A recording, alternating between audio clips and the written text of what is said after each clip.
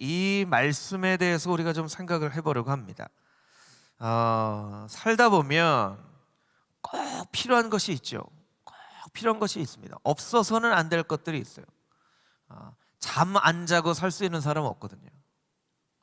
여러분, 잠 안 자고 살 수 있는 사람 보신 적 있으면 저한테 말씀해 주세요.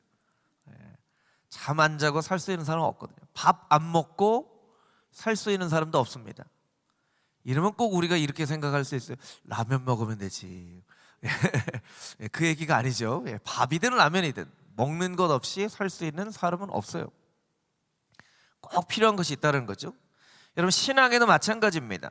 믿음은 꼭 필요합니다. 왜냐하면 로마서 1장 16절 말씀 우리가 잘 아는 것처럼 믿는 자에게 구원을 주시는 하나님의 능력이 됩니다. 복음은 모든 믿는 자에게 구원을 주시는 하나님의 능력이 됩니다.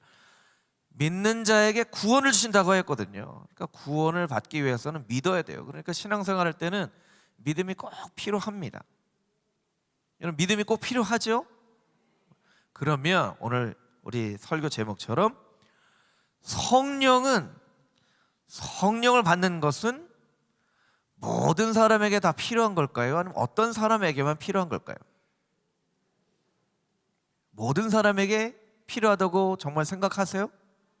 그럼 여러분에게 이렇게 제가 이 2절 말씀처럼 물어볼 수 있는 거예요. 여러분, 믿을 때 성령을 받았습니까? 여러분, 성령을 다 받았습니까? 여러분 마음 가운데 나는 성령을 받았나? 이런 생각을 해볼 필요가 있다는 거예요. 많은 사람들이 믿음은 꼭 필요하지만 성령 충만함은 어떤 사람에게만 주시는 특별한 은혜와 은사라고 생각을 한다는 거예요. 여러분, 그런 사람들이 많습니다. 많아요. 믿음은 꼭 필요하지만 성령 꼭 받아야 되나? 그냥 성령 안 받아도 신앙생활 할 수 있지 않나? 이렇게 생각한다는 거예요. 1절 말씀에 보면, 우리 1절 말씀 보여주시면, 아볼로가 고린도에 있을 때 바울이 윗지방으로 다녀 에베소에 와서 어떤 제자들을 만났다고 되어 있죠. 이 제자는 예수님을 믿는 사람이에요. 예수를 믿는 사람. 그 당시에 제자는 순교자하고 같은 이름이거든요. 그러니까 이 사람들은 아주 특별히 헌신된 사람이에요. 특별한 헌신된 사람들을 만났습니다. 그런데 이 제자들을 만날 때 바울이 물어봅니다. 너희가 믿을 때 성령을 받았느냐? 바울이 이렇게 물어본다는 것은 이 사람들이 성령을 받은 사람처럼 보였다? 안 보였다? 안 보였다는 거예요. 안 보였다는 거예요. 이런 거랑 똑같아요. 우리나라에 이렇게 이 동양인처럼 생긴 사람, 동양인 가운데는 뭐 일본 사람도 있고 중국 사람도 있고 뭐 베트남 사람도 있고 여러 사람이 있잖아요. 그런데 서양 사람의 관점으로 보면 다 동양인들이 비슷비슷하게 보이지만 우리가 볼 때는 이렇게 딱 일본 사람 같다, 중국 사람 같다, 베트남 사람 같다, 이렇게 좀 보여지잖아요. 네, 그렇죠. 그런데 이국적으로 생겨진 어떤 사람 이렇게 보면 우리가 한국 사람이세요? 이렇게 물어보는 경우가 있다는 거예요. 이 사람 한국 사람 아닌 것 같은데? 그러니까 아닌 것 같은데라고 생각하는 거예요.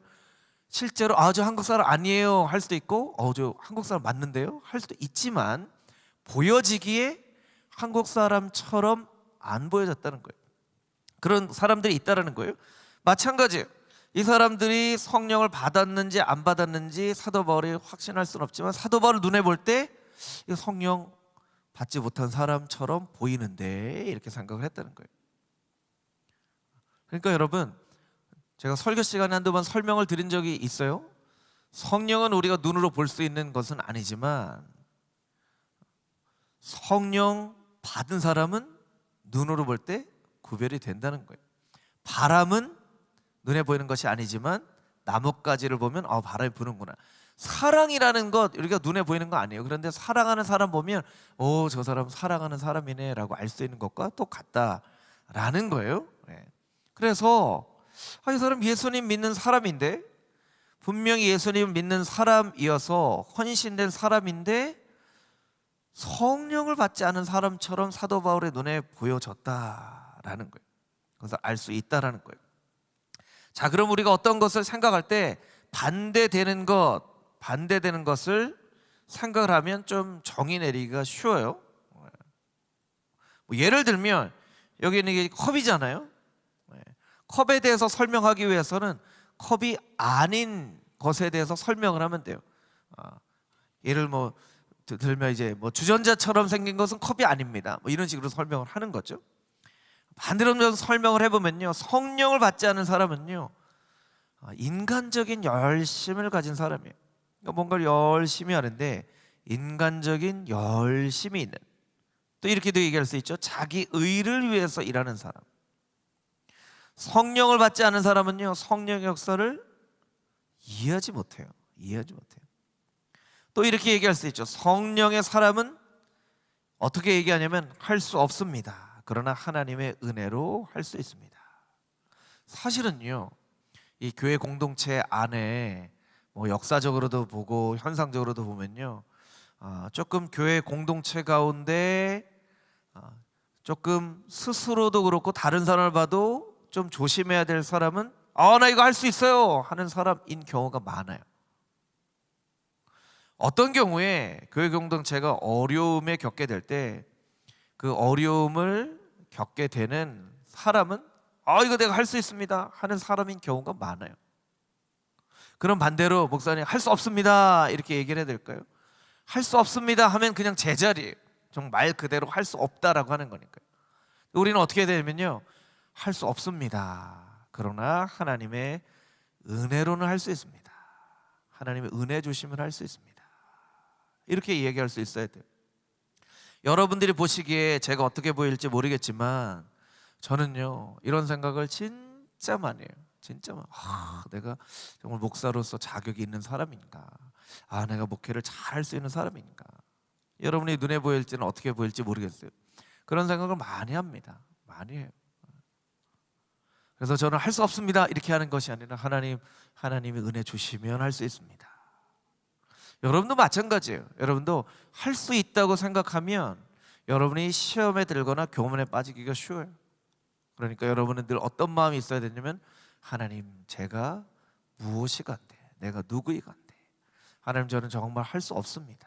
그러나 하나님 은혜 주시면 하나님의 은혜로는 할 수 있습니다. 이렇게 고백할 수 있어야 돼요. 자, 오른손을 다 들어보세요. 가슴에 이렇게 한번 대보세요. 저를 따라해 보겠습니다. 하나님, 저는 할 수 없습니다. 하나님, 하나님의 은혜로는 할 수 있습니다. 할렐루야. 이것이 여러분의 신앙의 고백이 되어줄 수 있게 되기를 소망합니다. 그래서 이 사람들은 아마 이런 종류의 어떤 사람이었을 가능성이 있어요. 자기 열심, 자기의 의로 성령님 역사하시는 것에 대해서는 도저히 이해를 못하고, 아마 바울과 아볼로도 오순절 성령의 어떤 그런 역사심을 이렇게 이야기를 했을 수도 있고 하는 거죠. 그래서 이 사람들의 모습이 이렇게 그렇게 보여졌다라는 거예요. 사도 바울이 이야기를 합니다. 너희가 믿을 때 성령을 받았느냐. 사도 바울의 이야기를 놓고 보면 성령을 반드시 받을 필요가 있다는 거예요. 성령님은 꼭 제자된 그리스도인 된 사람들에게 꼭 필요한, 없어서는 안 될 일이라는 거예요. 초대교회에 초대교회는 위대한 신학자 중에 칼 바르트가 있죠.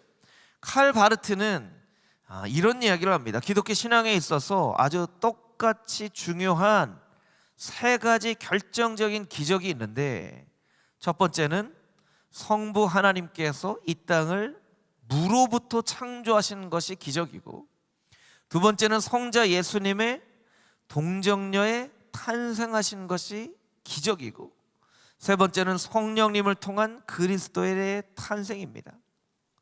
왜 성령님으로 인한 그리스도인의 탄생이라고 하냐면, 사도행전 11장에 안디옥 교회가 성령 충만했을 때 처음으로 이 사람들은 그리스도인들이네, 예수님을 닮은 사람들이, 저 사람들 꼭 예수 같은 사람들이네 라고 이렇게 이름으로 불려지기 시작한 거예요. 이것이 똑같이 중요한 기적이라는 거예요. 그럼 여러분 한번 생각을 해보세요. 하나님이 무로부터 이 천지 만물을 창조하신 것만큼 성령님으로 말미암아 그리스도인이 탄생하게 된 것이 똑같은 그런 중요한 기적이라는 거예요. 그래서 성령 충만함을 받는 일은요, 정말 하나님의 무로부터 이 천지만물을 창조하신 것만큼 중요한 일이라는 거예요. 중요한 일인데 우리가 성령 충만함을 받기를 그렇게 간절한 마음으로 사모하지 않는다는 거예요. 이 칼바르트가 또 뭐라고 얘기하냐면, 사도행전은 이 세 가지 기적 중에 그리스도인의 탄생을 공동체적인 나눔의 삶, 즉 코이노니아를 통해서 설명한다. 어렵게 표현했지만 쉽게 말하면 이런 거예요. 성령 충만한 그런 모습은 늘 하나님의 사람들이 모이기를 힘쓰고 떡을 떼고 또한 함께 교제하고 주님을 찬양하고 예배하고 하는 것으로 나타난다는 거예요. 성령 충만이 어떤 방언이나 예언이나 치유나 은사의 표적이나 기적으로 나타나기도 하지만, 교회 공동체 가운데 가장 중요한 성령의 놀라운 역사는 함께 모이는 코이노니아를 통해서 나타난다는 거예요.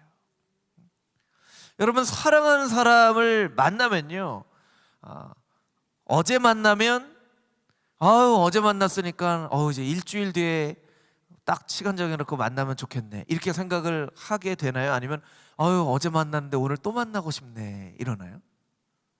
여러분, 어떻게 되죠? 일주일 뒤에 만나기 쉽나요? 아니면 오늘 또 만나고 싶나요? 오늘 또 만나고 싶죠.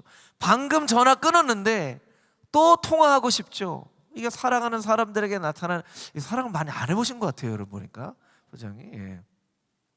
사랑하는 사람은요, 어제 만났는데 오늘 또 만나고 싶고, 방금 통화했는데 또 통화하고 싶고, 나의 일상생활의 아주 작은 것까지 다 이야기를 하고 싶고, 막 아무것도 아닌 일에 어제는 김밥을 먹었는데 그 김밥 먹었는데 어떻게 하라고요? 근데 그런 것까지도 얘기하고 싶은 것이 이제 사랑하는 사람들 가운데 나타난 일이죠.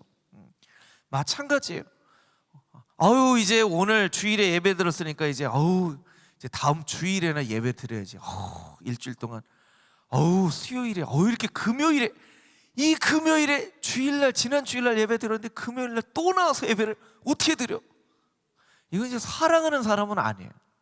사랑하는 사람은 아니에요. 여러분은 모두 다 하나님을 너무나 사랑하는 사람인 줄 믿습니다. 예. 지난 주일에 예배인데 새벽에 어떻게 예배를 드려? 어떻게 또 만나? 이건 이제 성령님의 나타나는 그런 현상이 아니라는 거예요. 성령님의 나타나는 현상은 코이노니아를 통해서 만나면 또 만나고 싶고, 만나면 또 만나고 싶고, 예배 드리면 또 예배를 드리고 싶고, 말씀을 들으면 또 읽고 싶고, 찬양을 부르면 또 부르고 싶고 하는 게 성령님이 놀라운 역사예요. 물론 오늘 방언과 예언의 말씀도 있어요. 그러니까 방언과 예언도 언제 시간을 정해서 또 특별히 말씀을 드리겠지만, 오늘 본문 가운데 우리가 볼 수 있는 것은 무엇이냐면, 성령님께서 나타나실 때에 함께 코이노니아로 교제하는 그런 모임으로 성령님의 역사심이 나타난다는 거예요. 여러분, 금호중앙교회가 모여도 또 모이고 싶고, 예배 드려도 또 예배를 드리고 싶고, 예배를 드리지만 양육도 받고 싶고, 성경을 암송하지만 또 성경을 통독하고 싶고, 이렇게 늘 교회 안에 주중 예배나 모임이나 교제나 말씀이나 예배나 찬양이 날마다 더욱더 풍성한 교회 되어질 수 있게 되기를 주님의 이름으로 축복합니다. 아멘. 그 교회가요, 성령 충만한 교회인지 그렇지 않은지를 알 수 있는 것은요, 사실은 주일 예배가 아니에요. 주일 예배는 조금 뜨거운 신앙이 아닌 분들도 나와서 주일 예배는 드려야지, 이런 생각하거든요. 주중에 얼마나 모이기를 힘쓰고 주중 예배나 모임들을 열심히 하는가.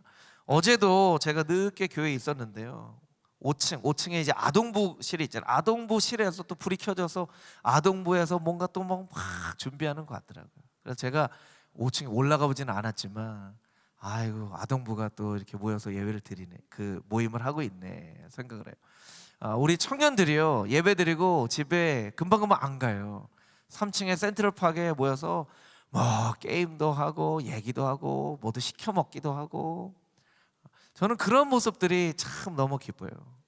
그냥 예배드리고 빨리 도망치듯 교회를 나서는 게 아니라 조금이라도 교회 더 모이고 싶고 더 만나고 싶고 하는 그런 모습들이 성령의 나타나는 이 현상이라는 거예요.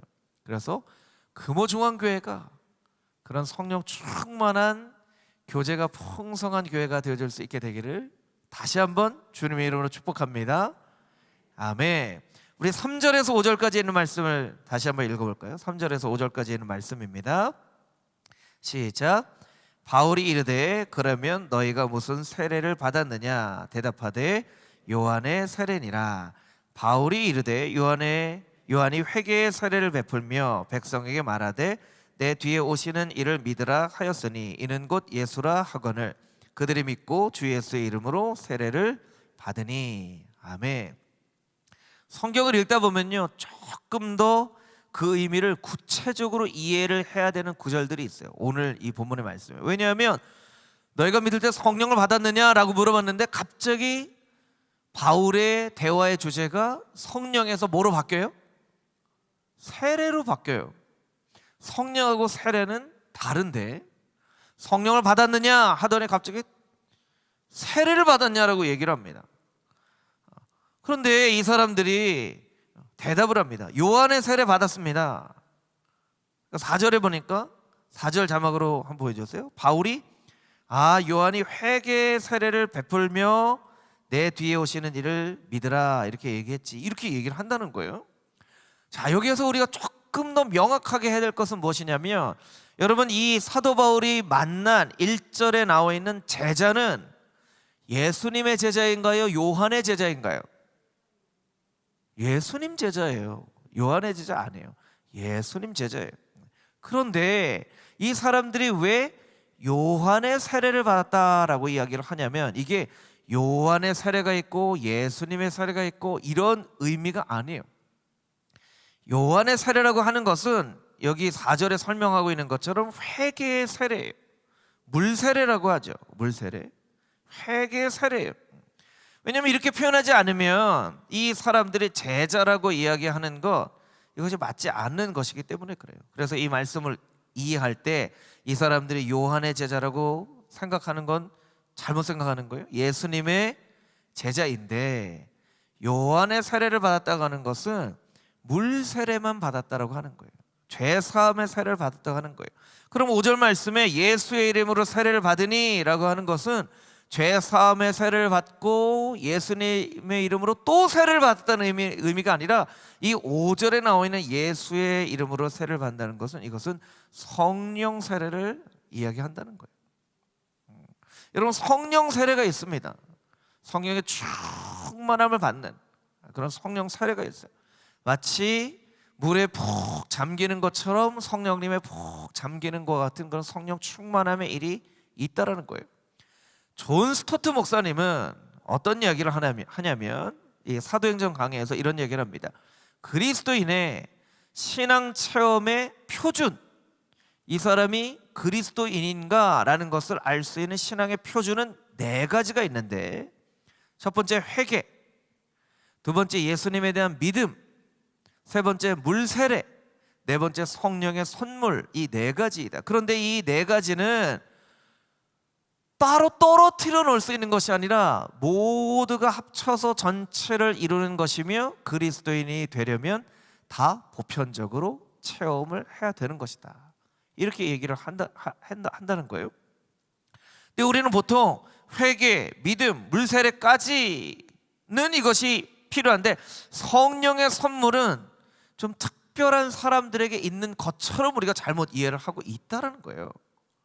그러니까 사실 여러분 성령을 받았습니까? 라고 물어볼 때 여러분이 대답은 하면서도 혹시 마음속으로 내가 성령을 받은 것 같기도 하고 안 받은 것 같기도 하고 내가 대답을 해야 되나 말아야 되나 이런 생각을 가지게 될 수 있는 거예요.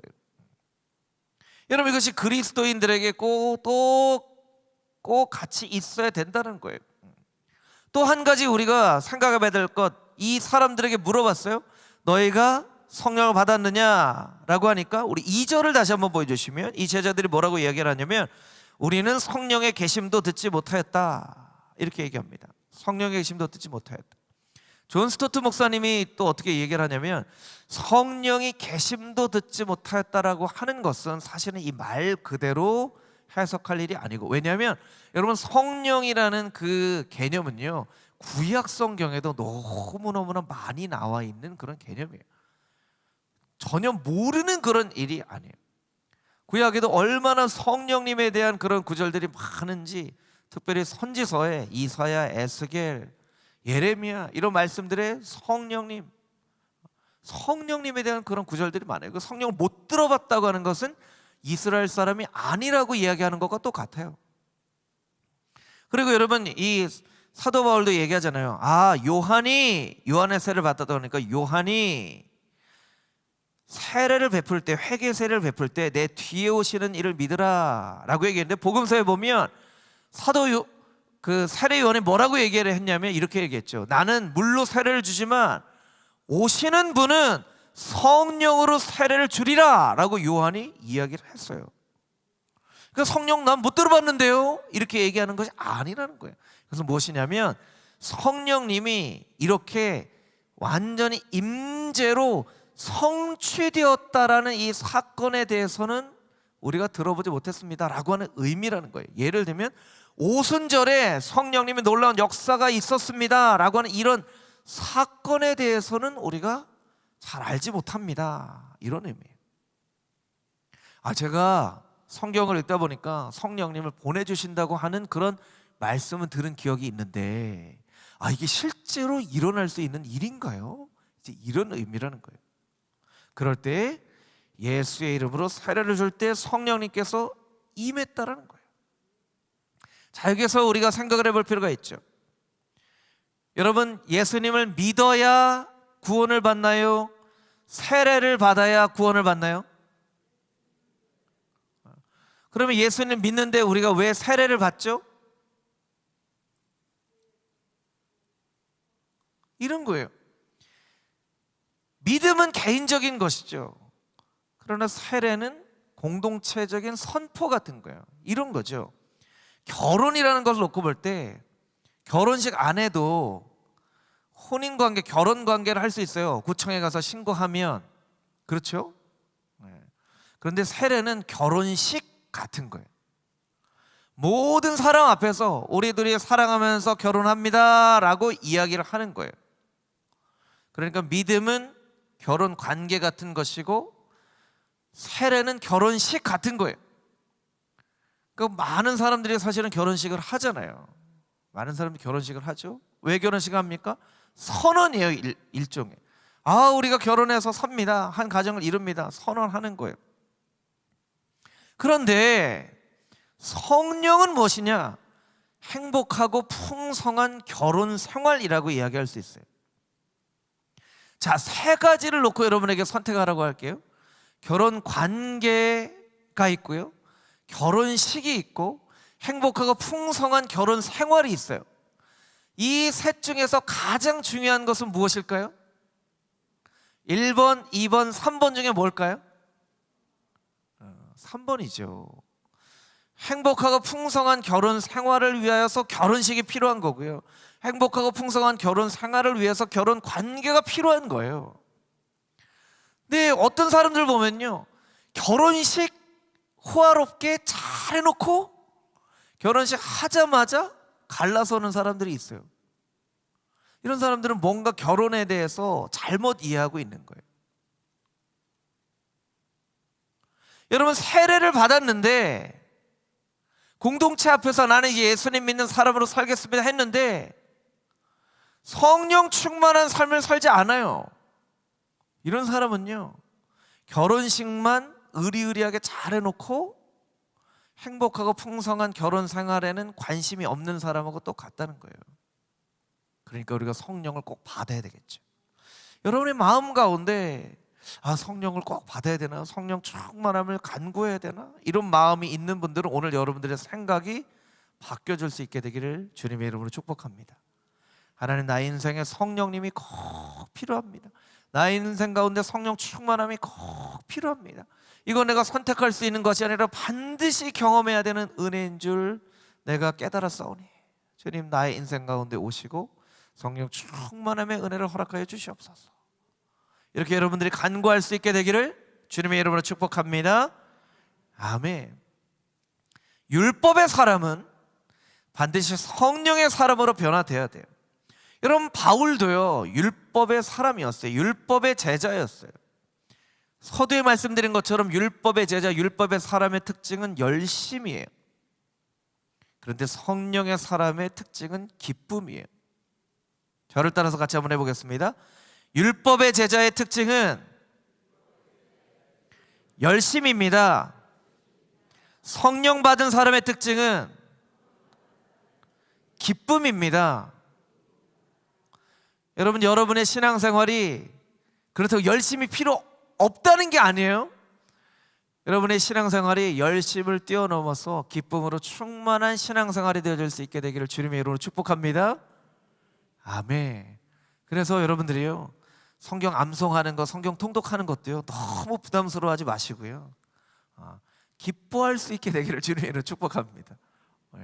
제가 지난주에도 이렇게 성공한 사람 영상을 여러분들에게 보여드렸죠. 제가 그런 영상을 가끔씩 봐요. 그런데 질문을 합니다. 어떤 질문을 하냐면 이렇게 새벽부터 밤늦게까지 일하시는데 힘들지 않으세요? 하는데 힘들다고 대답할까요? 안 힘들다고 대답할까요? 안 힘들다고 대답해요. 돈을 많이 버는 그런 사장님들은 안 힘들대요. 안 힘들대요. 힘들 것 같은데요? 안 힘들어요. 이렇게 돈 버는데 뭐가 힘들어요? 여러분, 제가 1월 1일부터 하기 시작한 게 매일 읽을 성경 본문을 녹화해가지고 이제 유튜브에 올리잖아요.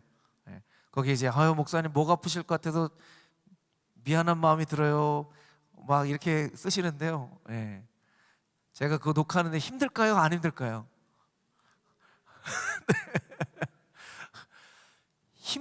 힘들 것 같다고 제가 그렇게 하는 걸 보기도 하고 듣기도 하는 분들이 10명이 저한테 그런 얘기를 합니다. 목사님, 왜 그걸 그렇게 시작하셨어요? 곧 후회하실 텐데. 제가 친구 목사들도 그래요. 너 그거 잘못 시작한 건지 아냐? 1년 동안 어떻게 하려고? 저도요, 사실은 처음 도전해 보는 거잖아요. 처음 도전해 보는 거예요. 1년 동안 매일 읽을 성경 본문을 읽어서 녹화를 해서 제 목소리로 이렇게 하는 거 어렵다고 생각하는 마음도 조금 있었어요. 저도 순간 이거 내가 한 열흘쯤 하고 후회하는 거 아니야? 이런 생각도 사실은 솔직하게 조금 했어요. 그런데 해보니까요, 안 힘들더라고요. 저희 교회가 대박 날 것 같아요. 왜냐하면 대박 나는 집 사장님들이 보통 이제 그렇게 얘기를 하는 걸로 놓고 봐서 제가 똑같이 느끼는 거예요. 작년에도 그렇게 느꼈지만 성경 500독 할 수 있을까? 이거 할 수 있을까? 하는데 작년에 우리가 488독을 했잖아요. 이게 너무 어렵다고, 불가능하다고 전제를 하고 생각을 하는 이 생각이 좀 잘못됐구나. 성경을 이렇게 읽는데요, 이게 지금 이제 오늘이 며칠이죠? 오늘이 5일인가요? 4일인가요? 오늘 5일이죠. 한 5일 해서 그렇겠지 이렇게 생각하실 수도 있겠지만 한 11일 것까지 제가 해가지고 간사님한테 드렸거든요. 그런데 해보니까요, 나름 재밌더라고요. 나름 재밌고 의미도 있고 목사님이 올려주시니까 되게 좋네요 하고, 일단은 1월 1일 날 클릭수를 보니까요 막 250명 이렇게 보셨더라고요. 그걸 보면서 성도님들이 그냥 이렇게 앱으로도 읽을 수 있지만 그래도 우리 담임 목사가 읽어주니까 조금 더 친밀하신 것 같아요. 우리 청소년부 애도요 그런 간증이 있어요. 실명을 밝히지 않겠지만 성경 안 읽어 하다가 청소년부도 우리 선생님들이 성경을 읽어서 이렇게 아이들한테 이제 보내주는 것 같아요. 그랬더니 한 이틀 3일 만에 생각이 바뀌어서 나 성경 읽을래 이러더래요. 실명을 밝히지 않겠지만 학년만 얘기할 거예요. 고1 학생이에요. 우리 예준이는 아니에요, 참고로. 고1 학생이 나 안 읽어 하다가 선생님이 읽어주니까, 친근한 선생님이 읽어주니까 내 읽을래 하면서 읽더라는 거예요. 그런데요, 그런 이야기를 들으니까요, 하나도 힘들지가 않게 느껴지는 거예요. 그래서 제가 어떤 날은 교회에서 녹화하기도 하고, 중간에 막 소음이 들어오면 안 되잖아요. 어떤 날은 어제랑 오늘 거는 이제 좀 배경이 저희 집이에요. 이제 집이 좀 조용할 것 같아 집에도 녹화를 해보기도 하고, 어떤 날은 새벽 예배 마치고 녹화를 해보기도 하고. 왜냐면 중간에 전화가 오거나 아니면 지나가는 소리가 들거나 이러면 이제 다시 녹화를 해야 되거든요. 조금 제가 버벅거려도 여러분 이해해 주세요. 왜냐면 안 틀리고 하려다 보니까요, 처음에 NG를 한 대여섯 번 내고 이렇게 하면 한도 끝도 없겠다, NG를 좀 내도 다 이해해 주시겠지 하면서 제가 이렇게 해요. 여러분, 이것이 어떻게 보면 하나님의 말씀을 기뻐하는 사람들의 삶의 특징이에요. 성령의 사람의 신앙의 특징은 기쁨이기 때문에 성경을 읽어도 기쁘고, 예배를 드려도 기쁘고, 봉사를 해도 기쁘고. 여러분 많이 봉사하시고요, 특별히 주변에 봉사하시지 않고 있는 분들 여러분들이 자꾸 이렇게 끌어서 교사도 섬기자고 하고, 찬양대도 섬기자고 하고, 안내팀도 섬기자고, 여러분들이 자꾸 그렇게 해주세요. 가만히 내가 이렇게 얘기하면 조금 싫어하겠지 이런 생각 하지 마시고, 옆에 이렇게 눈여겨보시다가 아직 봉사하지 않고 있는 분들이 있으면 옛날부터 다니던 교인들이든 아니면 새로운 새가족들이든 손 끌고 와서 나랑 같이 봉사해 하고 봉사하세요. 봉사에도요, 기쁨이 있어요. 기쁨이 있어요. 성령의 사람의 특징은 기쁨이에요. 율법의 제자의 특징은 경계선이에요. 늘 선을 지켜야 돼요. 그래서 성경에 나와 있는 바리새인과 사두개인들을 보면요, 늘 뭔가 경계선을 지키려고 열심히 노력해요.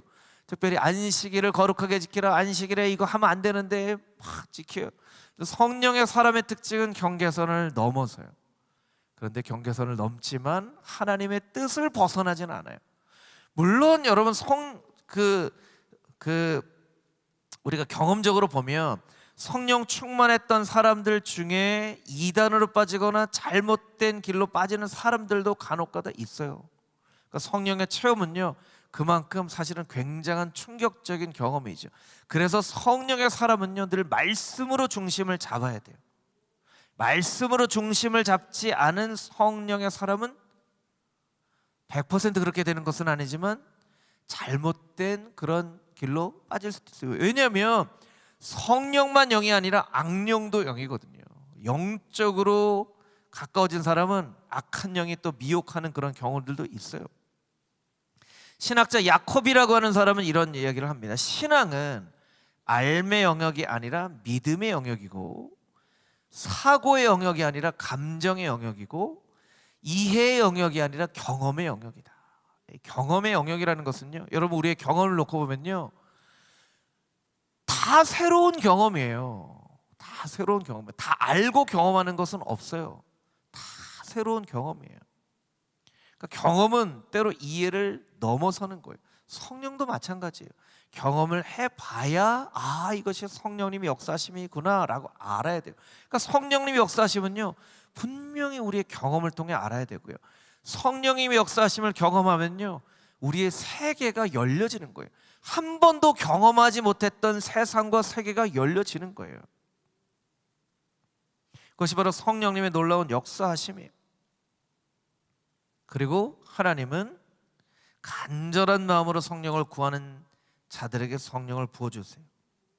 마가의 다락방에 모였던 사람은 120명이었어요. 성령을 간절한 마음으로 간구했을 때 성령의 충만함을 받습니다. 오늘 성령 충만함을 경험한 사람은 12명이었어요.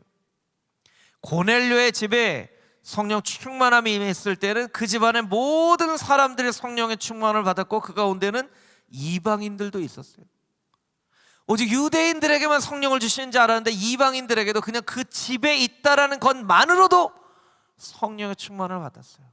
여러분, 이 자리에 성령님께서 이 공간 가운데 오시면 여러분 가운데 간절한 마음으로 성령을 구하는 사람뿐만 아니라, 어떻게 하다가 그냥 답답한 마음에 금요 심야 예배 나왔는데 간절한 마음으로 기도하려고 해도 내 기도 제목이 너무나도 크게 느껴져서 기도도 안 되고 찬양도 안 되고 그냥 이 자리에 그냥 앉아있는, 혹여 그런 사람이 있을지라도 이 공간 안에 성령님이 임하면 그 사람에게도 성령님께서 임하신다는 거예요.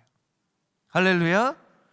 그러니까 우리가 어떤 공간 안에 있느냐도 굉장히 중요해요. 고넬료 집안에 있었던 이방인들은 그냥 고넬료 집안에 있었다라는 이유만으로도 성령 충만을 받았다는 거예요. 그러니까 금호 중앙교회가 성령 공동체가 되어지면 이 가운데 초신자든 아니면 믿음이 연약한 자든 아니면 삶의 무게에 짓눌려 있는 사람이건 어떤 사람이건 간에 이 공간 안에 있다라는 이유만으로도 성령의 충만함을 받을 수 있다고 하나님께서 우리에게 말씀해 주신다는 거예요. 여러분, 간절한 마음으로 성령을 구하고 여러분이 반드시 성령의 충만함을 경험할 수 있는 신앙인들의 다 되시기를 주님의 이름으로 축복합니다. 우리 마지막으로 성경 한 구절 읽고 우리 빈들의 마른 풀같이 찬양하고 우리 함께 기도하도록 하겠습니다. 누가복음 11장 13절 말씀 우리 찬양팀 준비해 주시고요. 누가복음 11장 13절 말씀 우리 자막으로 함께 읽겠습니다. 시작. 너희가 악할지라도 좋은 것을 자식에게 줄 알거든 하물며 너희 하늘 아버지께서 구하는 자에게 성령을 주시지 않겠느냐 하시니라. 아멘. 저를 따라해 보겠습니다. 너희 하늘 아버지께서 구하는 자에게 성령을 주시지 않겠느냐.